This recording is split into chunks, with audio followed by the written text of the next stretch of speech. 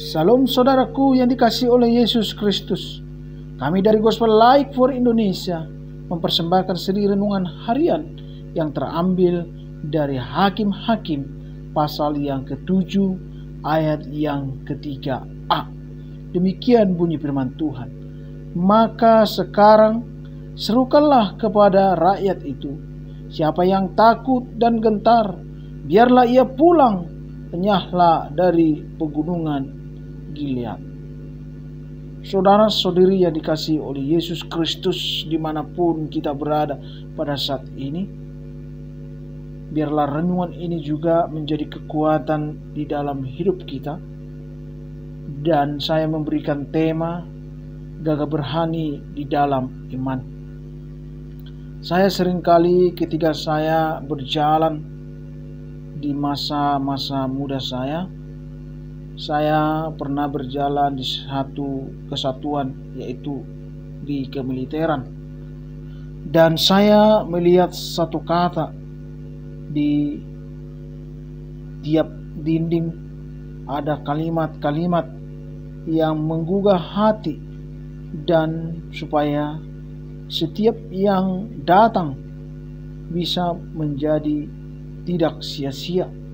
Dan pada saat itu saya melihat kalimat dia katakan, ragu-ragu lebih baik pulang.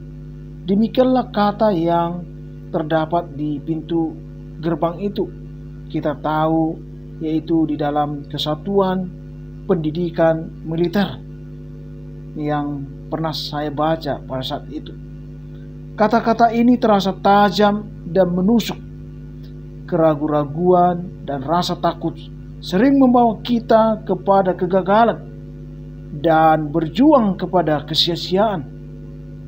Sebaliknya, keyakinan yang kuat, keberanian dan keteguhan hati akan mendorong kita di dalam melakukan apapun yang kita kerjakan, melewati setiap rintangan, rasa sakit, musuh yang menghadang demi meraih keberhasilan.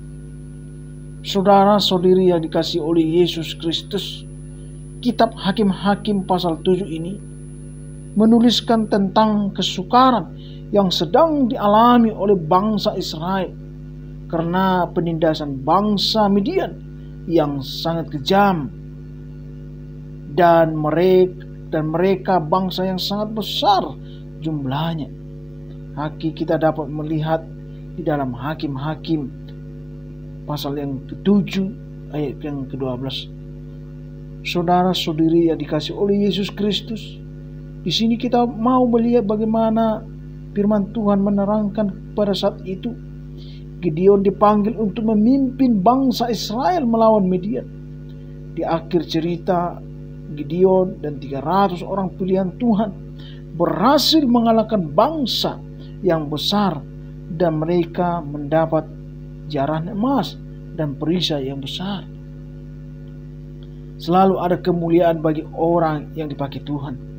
Pertanyaannya, apakah Tuhan mau memakai kita atau tidak? Sering kali konsep kita adalah Tuhan yang perlu kita, gereja perlu kita, pelayanan tentu, talenta, uang, ide, tenaga, kitalah yang dibutuhkan oleh Tuhan untuk melakukan pekerjaannya. Saudara-saudari yang dikasihi oleh Yesus Kristus dimanapun Anda berada pada saat ini, di dalam melaksanakan pekerjaan Allah, sudahlah seharusnya kita mencari dan menentukan keberanian di dalam Tuhan. Rintangan yang kita temui bukanlah penghalang. Allah menjadi sumber kekuatan dan keberanian bagi umatnya. Dan ini juga berlaku di dalam kehidupan kita, bahwa sumber kehidupan itu adalah Allah sendiri ketika kita melakukan pekerjaannya. Seringkali musuh dimaksudkan di sini untuk melemahkan tangan kita dan mengusir kita dari pekerjaan Allah yang sedang kita kerjakan. Namun dengan kuasa Allah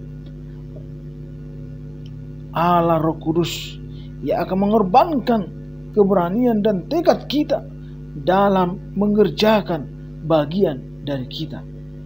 Shalom. Tuhan Yesus memberkati.